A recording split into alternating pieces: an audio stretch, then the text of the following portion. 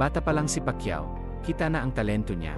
Pero hindi ito swak sa hinahanap ng Amateur Boxing Association of the Philippines sa kanilang Go for Gold program. Kahit na magaling siya, hindi siya napansin ng mga coach dahil sa agresibong estilo niya. Pero imbes na sumuko, lalong lumakas ang loob niya. Sabi nga ni Ronnie Nathaniels, isang veteranong mamamahayag, mas bagay si Pacquiao sa profesional na laban dahil sa walang takot niyang estilo. Kailangan kumita ni Pacquiao, kaya't ang mga unang laban niya ay para lang mabuhay, yung maliit na kita niya, malaking bagay na.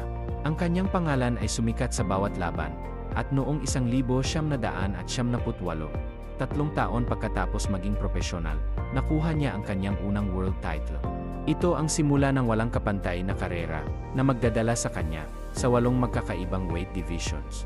Sa kabila ng kanyang mga tagumpay sa profesional, tahimik na pinangarap ni Pacquiao na kumatawan sa Pilipinas sa Olimpiko.